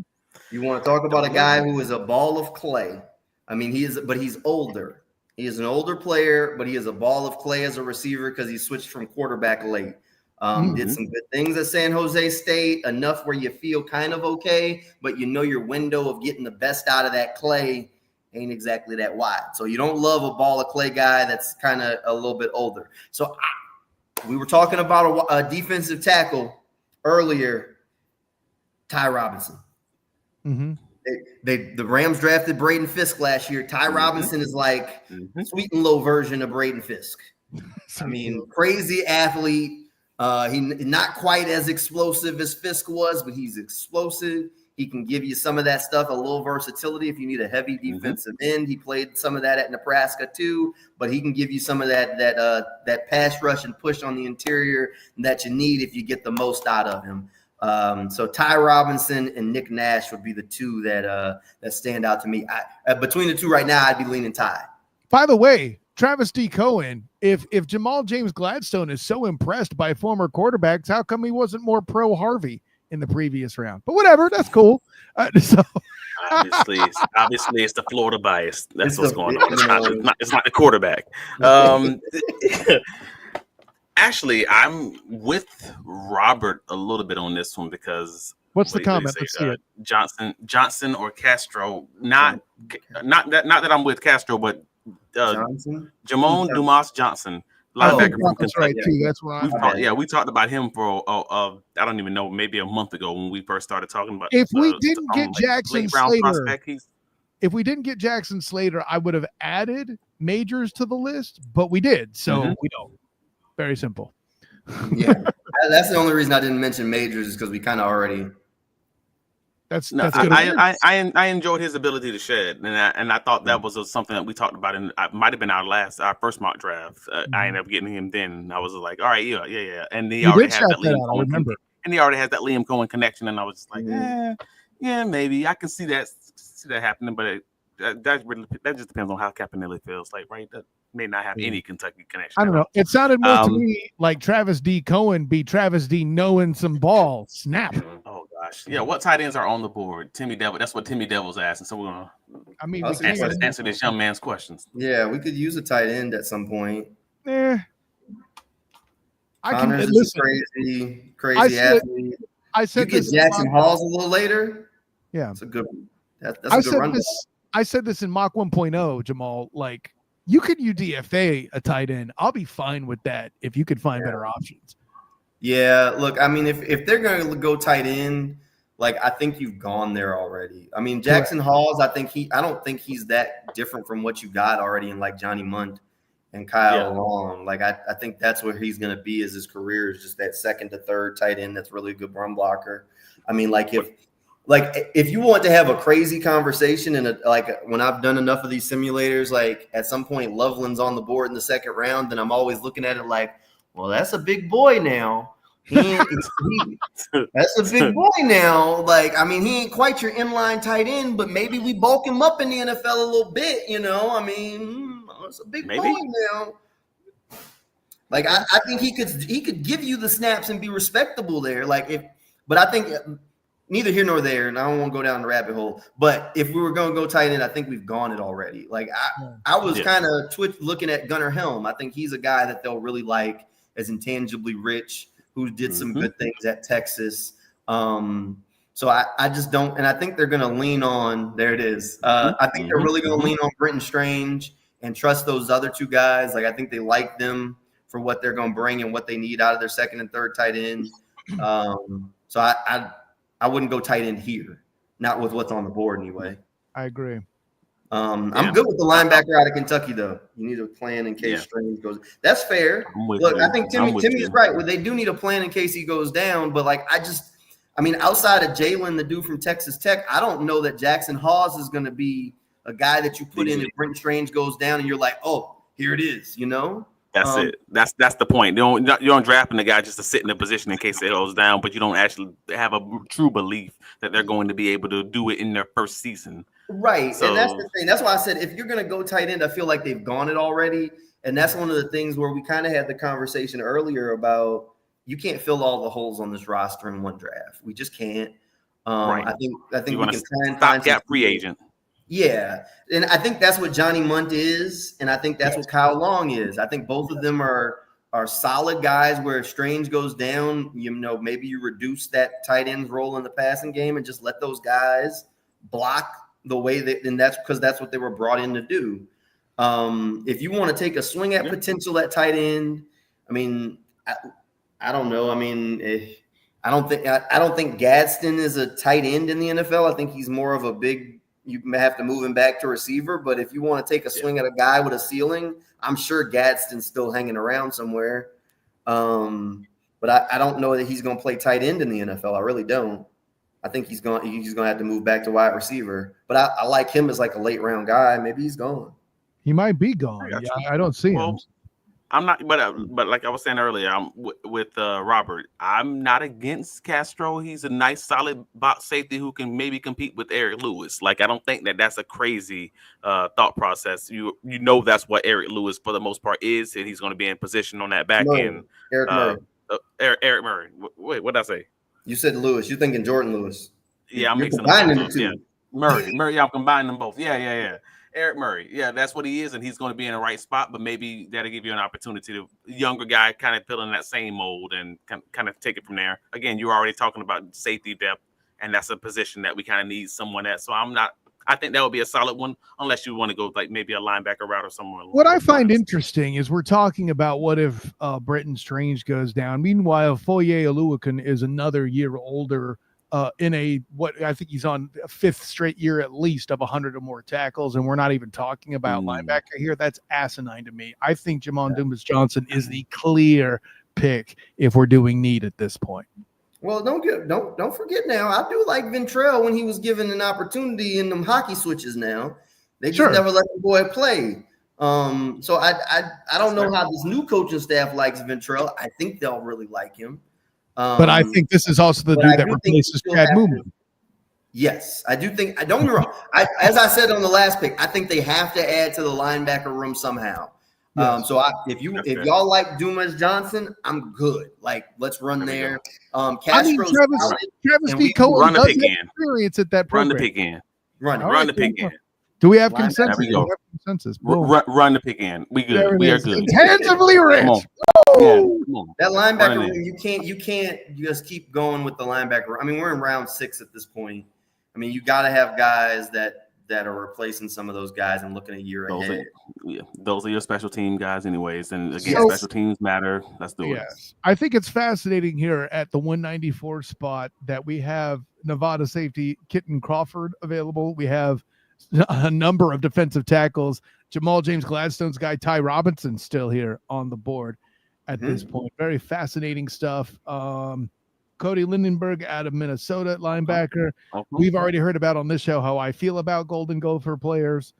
So Tyus Brooks, if you wanted that blocking ready back still. Hey, I'm just saying, look, Taj is a good football player. He's just not a good athlete. Taj is a phenomenal football. The numbers speak it. Texas Tech trusted him. He put up numbers. I just don't know if he's an NFL starting running back style athlete. Travis D. Cohen, are you running a fullback? That's the question. I've said it. Hey, man, how many years has it been? I mean, we might be approaching a decade. I've said the Jacksonville Jaguars need to get a fullback, a real fullback. Man, I was hoping JJ Pegues was going to fall for us, man. Hey, don't get me started on Juszczyk again. I was pissed the Niners signed him back from a coverage standpoint. As a Niner fan, I loved it, but that's another conversation. And in the offseason, in the undrafted free agent season, find me the best tight end that wasn't drafted, that moonlighted as a fullback, and bring them in. Give them the proverbial bag for $30,000 or whatever, and bring them in. Like, we need a real fullback. You get JJ Pegues. On day 3, he plays defensive tackle and fullback for you. It saves you a roster spot. He did it at Ole Miss and did it pretty well. Good athlete. And he's got some juice at defensive tackle now. They ain't got that many 300-pounders that got a little spin move like he got. He got a little juice to him. You want to talk about? Look, everybody's talking about the two-way player in Travis Hunter, and they forgetting about the big boy. Kyle, the big boys need love. Tell them. Tell them, okay. Hey, buddy, you're preaching like an Episcopal church over here, buddy. I got you. That's a lot of voices. That's right. That's right. Come on, he's off the board though. But yeah, I was hoping. I was watching. I was like, "Ooh, is he gonna fall to us?" And he didn't fall. So all right. So, but who are we thinking here? We're talking about who we wish was here a lot. What are we thinking here, gentlemen? All right. So, show me the corners. Can you show me the corners? Who are still on the board? Because I do think they can double dip at corner. Yeah. But between receiver, cornerback, right? Yeah, receiver, cornerback, D line, O line. Like for the most part, those are the roles that you absolutely have openings to double dip in. So, I mean, I like Ranshaw. PPA. I think he's good. I think he can play some slot corner for you. Not that they need slot corner, but I think he's got some wheels. If you watched any Tulane football, he really flashed and stood out for you. Tulane football good at certain spots. So yeah, absolutely. They've had some athletes there in the past couple of years, especially on that defense. We still haven't got a safety. So if you want to go in, I mean, Ranshaw might be able to play some safety because he's kind of small. And I mean, he's explosive, but I just don't know if that's where he's going to be. I mean, I don't know. Nothing's necessarily screaming got to have it. Like, I mean, Crawford's. Do me a favor. Scroll down. Which side, Travis? Oh, no, sorry. On the what's available. Yeah. Okay. Again, when you start getting later in the draft, I don't care if they're a 6th round pick, 7th round pick on drafted free agent. Basically, this is who's available. Yeah, at all. Is there a spot you're looking for? Or you're just checking the players? Oh, I didn't need to see who was available because some of them, they're getting skipped. But I mean, Kobe King's. I mean, we just got our linebacker, Kobe King. I'm just saying. I can't say we pick him now, double dip on linebacker like that, but King, I'm just saying. Hey, you wanted your fullback? How about Willie Lampkins? Wait, Willie Lampkins plays fullback?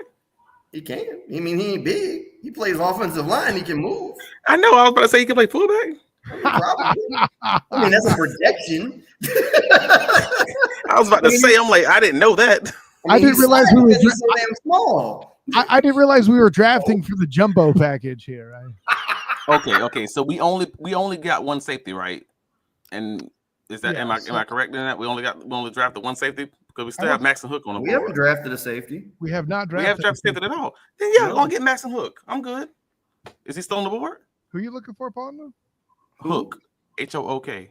Because the hug brings you back. Okay, well, yeah, he's there. Man, yeah. Go ahead. We good. All right. Toledo. Yep. All right. Yep. He was a beast at the combine. I can tell you that. Mm-hmm. And that's this type of range. At worst, he's a special teams guy for you. Which I mean, they do matter according to Travis Deco, and that's a factor. So we're heading over to the 221 pick. A lot of moves. Never have to twist my arm on a safety with athletic skills on day 3, because at worst, I'm putting him on special teams. I mean, that's and train the passing game, but he was actually a really efficient tackler too. I'm just talking about, but I didn't watch enough Toledo to be like slamming the table for him. But I'm like, no, he's athletic, he's got range, he's a solid tackler. Hopefully, the passing game part is going to be good. But I think you already got half the game already. So I'll say this: for those who are advocating tight end in a world where Luke Lackey is available at pick 221, it's not terrible. I'm not saying do it here, but it wouldn't be terrible if that happened here as well. For me, I would at least float a somebody here who would be another returner option. I see Kobe Hudson there. That might be an opportunity for him. What else we got here? Some beef here in Carson Vincent out of Alabama A&N. I've heard a little bit of hype on him. Tyrion Ingram Dawkins out of Georgia. It's always good to get a Georgia guy in consideration. Kobe King is still available as per what Jamal James Gladstone was calling for at the linebacker. How do you feel about Kobe Hudson, Mr. UCF? I know that's a bias, and I'm not even saying to pick him, but I have to ask how your feelings are. So with Kobe Hudson, if you're in a position to get him at this point, I mean, I don't feel like what's weird about that is he drops the easier ones, but he makes some acrobatic bull crap where he gets smashed in the head and comes down with it. It's very confusing. It's early Brandon Marshall. It's early B Marsh. Like you drop the easy ones and then just make the good ones. There's no way he's big as B Marsh, but yeah, I hear where you're going with no. I'm not talking about size or anything like that. I played with B Marshall. Like that was my guy. Like no, but it was not that. It was just funny in practice. It would always happen. And it was just like the wide open post route, and it's just like, oh man, and then the one-handed catch over double coverage, and it's just like, bro, what do you do with that? Like that sounds like trauma you dealt with personally that he got it on you. Absolutely. But I'm not mad at you for that. I can feel the pain from here. Okay, so I mean, it being the 7th pick, like the needs. We've addressed tackle. We addressed tackle. We got a guard on offense, so I think we're good on offensive line. At this point, it's less about B. It's all BPA at this point. Yeah. Okay. Who's the best person that's there, and we'll see where the chips fall. It's all competition at this point. Mm-hmm. So, who's the best person that's left on the roster? Now, if you want a developmental a developmental tackle or something along those lines, I'm on board with that. If you want to go, a third, 3 technique option, I'm on board with that. Like I'm fine starting this bad boy off with the bigs and ending it with the bigs too. That's kind of where I'm at. Give me a little scroll there. Let's see who else is on the board. Yeah, after Kobe King, Hudson, Jalen Conyers, tight end, Texas Tech. Patrick Jenkins, defensive tackle, Tulane. Dalton Cooper, offensive tackle, Oklahoma State. Jacob Gideon, center, Western Michigan. Hey, there's your guy, Kyle. Willie Lampkin's still there. The guy, ain't it? He knows who I'm talking about. He knows who I'm talking about. He does. I know who I'm looking at. Kyron Lacey. That's what we were talking about. Oh, that's what y'all talking about. Okay. Yeah, you mean the one where you called me out openly on Twitter? Listen. Are we fine with Mullins? Are we fine with Mullins? Nick Mullins as the backup quarterback for the Jags. Yeah, I think they like him because he's smart and going to be able to look. I think they brought in 2 solid guys who know their way around this offense because you still got Wolford hanging around. You brought in Nick Mullins, and both Wolford comes from the McVay tree, so he knows that part of it. And then Mullins came from Minnesota. I think they're going to be fine with Mullins. I wouldn't be surprised if they went and got a guy off the street. Like I was going to say, if they did a Brady Cook UDFA, I'm not mad at that. I liked a little bit of what he did earlier in the year, and then he just kind of fell off. Hey, look, Bloodlines, Curtis Rourke, right? That's Nathan Rourke's brother. Oh, snap. I didn't know that. Really, I didn't know that either. Is it? Am I wrong? Am I making that up? I don't think I'm making that up. Maybe he's like the same last name. Cool, that sounds right. Right. maybe not. Did I make that up? I feel like I heard that somewhere. It's funny because all the argument his older brother is Nathan Rourke. Yeah, that's his brother. Oh man, so we go from one Rourke to the next. That'd be hilarious. Yeah, I know. I was about to say, I'm like, I didn't make that up. I don't think. Now I'll make up a story now, but no, that one's true. So in the argument you made for Nick Mullins is this, you're making the same argument for Luke Fortner, which I just thought was just. Oh, that's different. That's different. That's different. If your quarterback is hurt, you're screwed either way.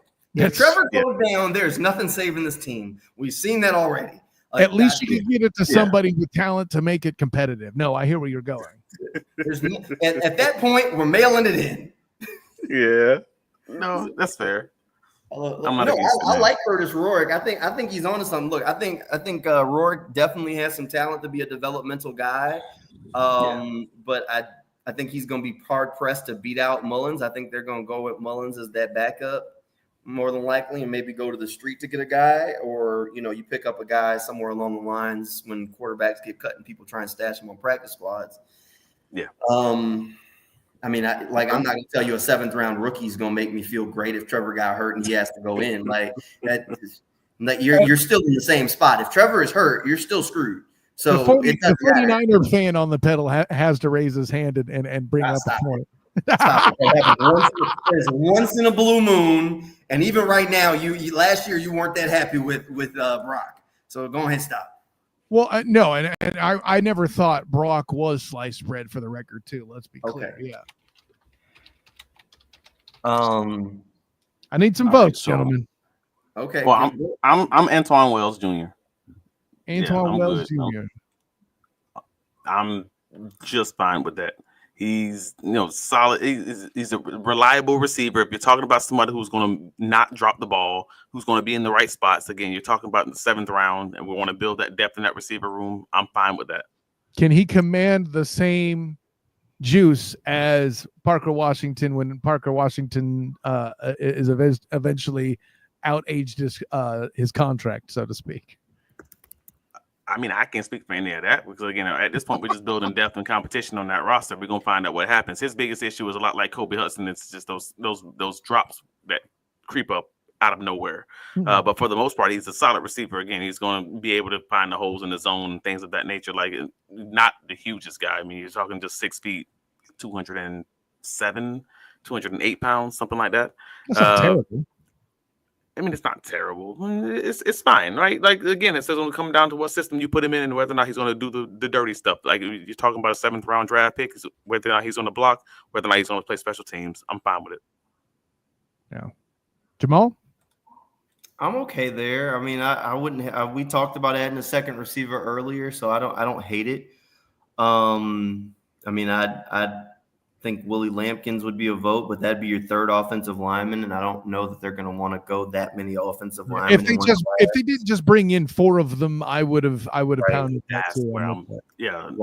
That's the thing. They're going to keep most of their guys, and I mean, Lampkin, he's one of them dudes that I think they'll like because he's intangibly rich, but he's not. He doesn't have limited size and stuff. Right. So physically limited, intangibly rich. Yeah, and that's where, like, I've seen some of the guys at the Senior Bowl floating, like maybe he could play fullback and stuff like that. That's why I said that earlier, because he moves really well. So then he's the difference between him and what's the dude in Baltimore, Chris Richard. I mean, weight wise, how much does he weigh? Because I know he's a big boy. Let's see. See, they got Lampkin listed as 279 here. I know that. He's listed as 279. Hold on, is that the right guy that I'm thinking about? Cyr Stackhouse. I forgot about the Stackhouse. Lord. Nazir Stackhouse. I was just realizing was still. Oh yeah. I was like, I just forgot about him. It wasn't even front of mind. And that's like, yeah, you're talking undrafted free agent guy who's only going to give you anything in the run game. But again, another great zero technique option if you're just trying to replace D-Ham or something along those lines.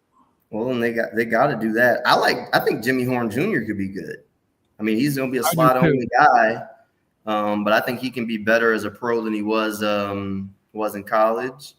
I think if you want a developmental tackle, you could do a whole lot worse than Crenshaw Dixon.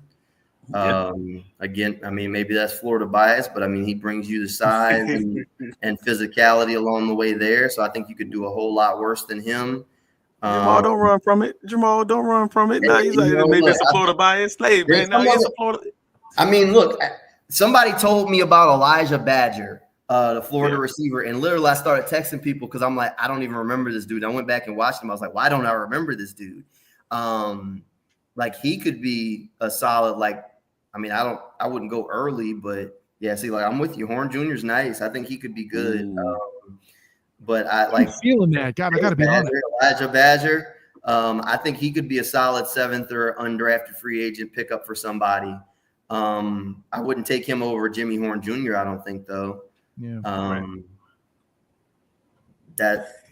Hell, did you say a 5'10" guard? 5'10", 279, Zenith. Yeah, that's what he is. That's why I said fullback. Correct. Patrick Richard, I've messed his name up. He's 300 pounds, so actually Willie Lampkins would be less than. Yeah. So, but yeah, I think I don't know about Wells as much. I don't trust Wells as much as I trust like Jimmy Horn Jr., who would have to be a slot though. You'd be drafting just the only slot. I mean, hell, if you want to go big boy, Brew McCoy. Have you watched Brew at all? It's a 7th round draft pick, man. Give me Kyron Lacy. Just I got him on the roster. I got him on the roster, and whatever happens, happens. Whatever happens, happens. And if I'll never have to pay him. This gonna be what's his name? Gibson from last year. We signed a man. He never has to place it down. It just kind of is what it is, and whatever happens, Who you talking about? we had a safety that we signed but never really played. Yeah. I'm just like it's the same situation for me. It's a 7th round draft pick. He may play, he may not. Whatever. It's fine.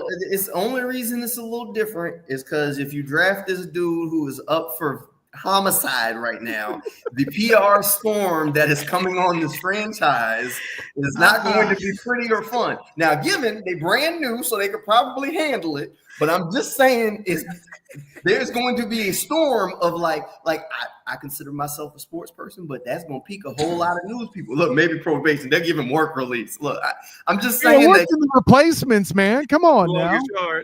Wilkinson, man. Look, talent-wise, I've often said, hey, man, if they don't have a misdemeanor, I don't want them. Like, that's my bare minimum. That's not a misdemeanor, though. You might get it negotiated down. I don't know. I'm just saying. Also, that's for defensive players, Travis. We offensive folk like to, have our stuff together a little bit. Or didn't you hear what Dion said about that? I'm just saying, man, let the PR people handle all the rest. Like, I'm just here to win. I don't care. Any means necessary. Talent-wise, Kyron Lacy is the best talent on the board. It is hands down. There's no question. But the but is like, I need him to beat the case before I can pick him. Like, I can't pick the dude that's pending jail time, bro. Like Shad gonna be on the phone, but he get convicted. Like, what did you think? Okay, like, and I hear you. That's somebody gonna take a risk. Somebody gonna take a 7th round, last guy in the draft, Mr. Irrelevant. It's gonna be super irrelevant, like kind of pick. But we don't need to make relevant with that PR storm, though. I'm kind of with Jamal James Gladstone on this. It's like it has to be a team that can handle that PR storm. Like that's a pick that Andy Reid can make and just look at him and be like, I got this. You just got to trust me. And like, ain't nobody gonna question him too much because he's Kansas City and he's got Pat Mahomes and they in the Super Bowl. The Jaguars make that pick, and national media is raining hell and fire all over Jacksonville. Oh, look what Jacksonville did! But there is a reason that Kansas City can be Kansas City because they win. It's all about winning. If you could take that storm, I'm saying if you could take that storm, then they got Tyreek Hill, and then there was some backlash when they picked him up, and then they started winning. He also already put them charges to bed. He wasn't pending. He wasn't fighting a homicide case at the moment. Like I don't know if there's ever been a dude drafted that was in the middle of fighting a homicide. I really don't. I don't fully believe this, but I understand. I'm kind of there. Like I don't actually believe it would happen, but I don't want this group to become the Jets and Teal. I don't need that. I feel like Roger Goodell will make that call and be like, nah, bro. Nah, that's a bad look at the league. Like, nah, cuz. Like, that's a bad look on the league if they draft a dude that's pending a homicide. It's a homicide. It's not like, it wasn't like, it's not a DUI. It is a homicide. Like, bro. You notice how he said that? You know how he said that almost like Chris Tucker. That's a homicide, man. I'm with you. So do we have Ja'Cory Brooks? Do we have anybody else who Ja'Cory Brooks, Anton Wells, Jimmy Horn Jr. Sounds like we're at least leaning receiver for this last pick. I'm good with getting another receiver. All right, let's look at who else is on the board. I mean, Brew McCoy is a big body, but he's older and has injury history. I'm just saying it's a homicide. Like, I have no idea. I heard that in your voice. That's the funny part about it. That completely changes the script for The Fifth Element. It's homicide, man. Anyways, so here's who else is on the board. How we feeling? No. Go back to receiver and scroll down a little bit at receiver. So it sounded like we were in the lane with receiver. I think we're all in on receiver. I think we just haven't found a guy that we maybe love. or that we can agree on loving? I feel Jimmy Horn Jr. I mean, when you're still performing, when the attention is taken off of you by the Sanders contingent with Shador and Travis Hunter, that matters. You know, It does. Is Jimmy Horn Jr. going to play special teams? Because no matter who we're picking right now, we have to have that in the back of our head that they're going to have to play special teams or not going to have a roster spot. Anybody who's coached by Deion Sanders and that group is going to have that work ethic. I feel confident about that. Look, yeah, and I mean Jimmy Horn Jr. is good. I mean, my only question with him is an argument that we made for some of the receivers earlier when we were talking about Jack Besh inadvertently. Horn Jr. is a slot guy. Are they going to go for a slot only guy? And that's what I think he is, because I don't think he can hang on the outside in the NFL. So I think inadvertently we kind of talked about it earlier as something else. I mean, I know some guys are high on Daniel Jackson. I'm not going to tell you I've watched enough of Jackson at Minnesota to have a strong opinion on him. I mean, if we want that Florida bias, I mean, Jamare is just flat out speed. Do you have an opinion on Ja'Cory Brooks in Louisville? I'm fine with him. I'm good with him. I think he's solid. I mean, he plays inside and outside. Yeah, I think he can give you a little bit of both. I'm good with him. I like a couple of these guys. I don't necessarily love any of them. I think Elijah Badger is another guy. I mean, Brooks, like all of them are kind of in a glut for me. I'm good. If you feel strongly about Brooks, I'm good with Brooks. I like Brooks. I like Wells Jr., but that's where I am at a lot of these guys. It's like, all right, I think they're all going to be just depending on how they develop. Well, who are the ones that can play versatile? Who can play inside and outside? Then I think if we solve for that, we have a consensus. From my perspective, Anton Wells Jr. can play inside and outside. I think Ja'Cory Brooks can play inside and outside, but he struggles more with press. So for all this, we're going to come all the way back around to Antoine Wells Jr. I mean, I'm okay with that. Sure. I mean, it was fun talking about homicide, but let's go ahead and lock in Antoine Wells Jr. to wrap up that particular pick, and I think that'll do it for our draft here. As the closing picks come in, we can wrap this up shortly. But gentlemen, as we check out the picks, Armand Membu, Tyleek Williams, Jack Besh, because he's from Louisiana, Josiah Stewart, Dorian Strong, let's see, Jackson Slater, RJ Harvey, Jamon Dumas Johnson, Maxon Hook, and Antoine Wells Jr. That'll be your crew here, going through it here as we here we go. We got the final wrap there for those that see it. That is seriously an investment in the trenches with what two offensive linemen, two defensive linemen. Yeah. Oh, sorry, a defensive tackle and an edge. Defensive tackle and edge. I'm on board. I kept telling you earlier what the Jacksonville Jaguars need is a boring draft that's just building the foundations and raising that ceiling of those foundational issues that we've seen in the past, where we can't run the ball, or we can't rush the passer. You're just mad we hit the under on the number of DBs that we draft. I'm in my feelings, sure, but at the end of all of it, I've often said I think the best thing for this team is to have a boring draft, and that's what that is. It's like, hey man, build up those trenches. Jamal James Gladstone, thoughts?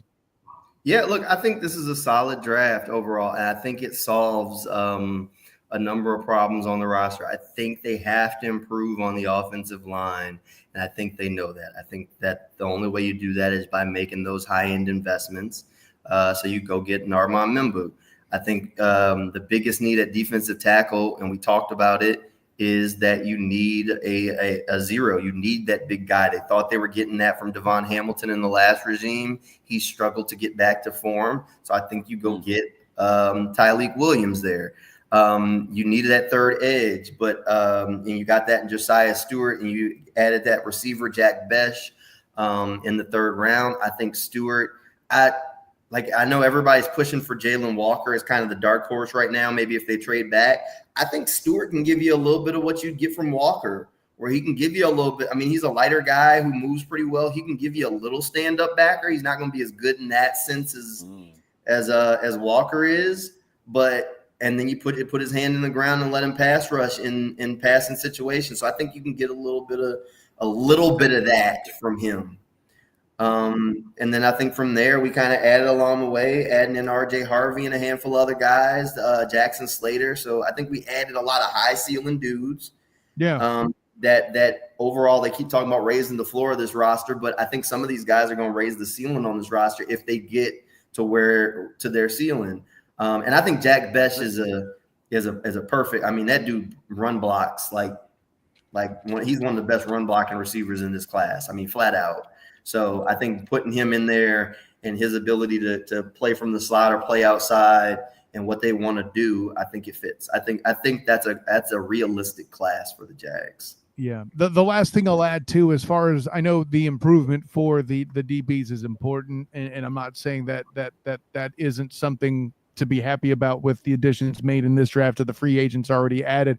But I've said this on the show in the past, in that the shortest line to the quarterback is in the middle. And I think also by extension, the shortest line to improving this defense is in the middle, because you can solve for that. It's kind of the reverse of the conversation I had with James Jones in LA leading up to the Rams and Bengals Super Bowl. I asked him, how on earth did they make this group that much better with just a receiver? James Jones explained it to me.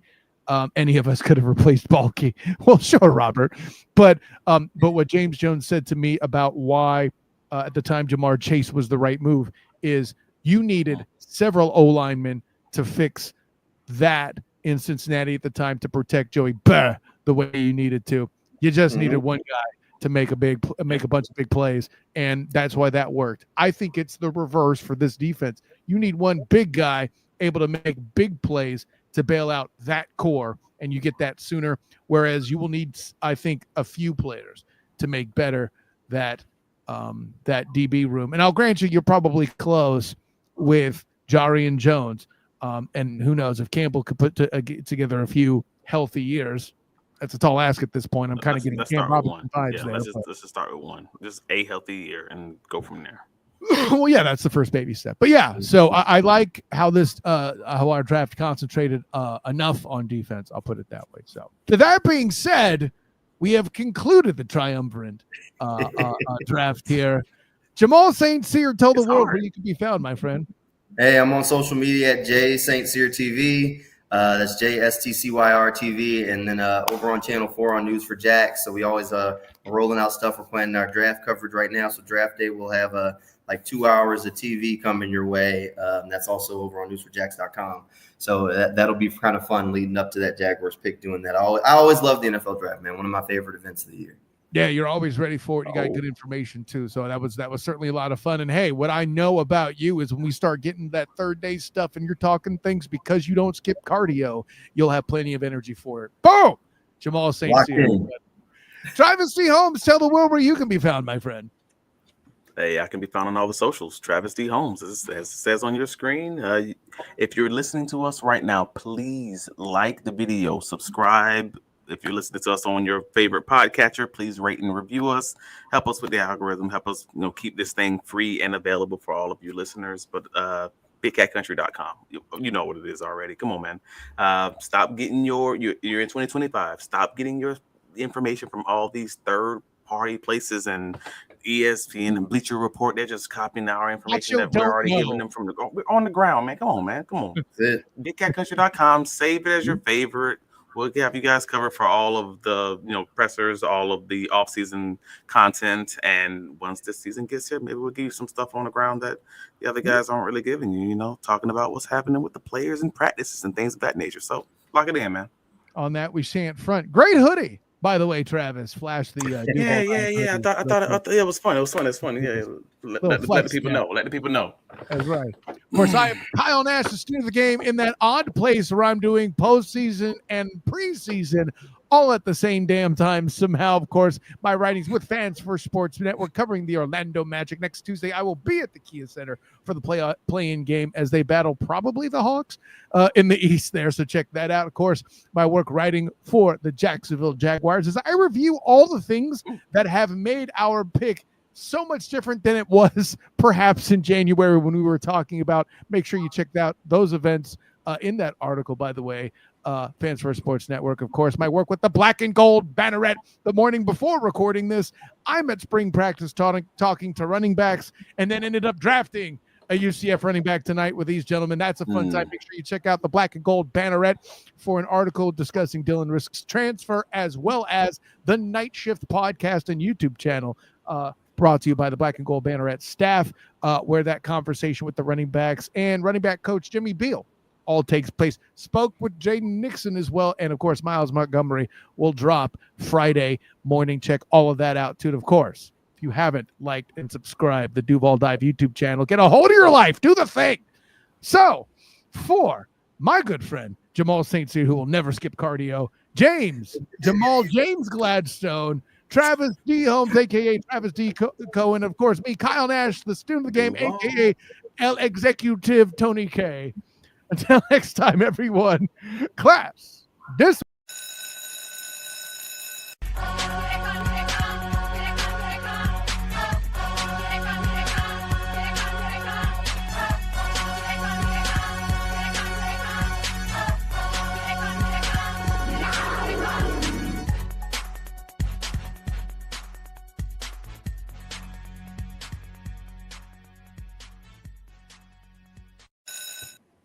All right.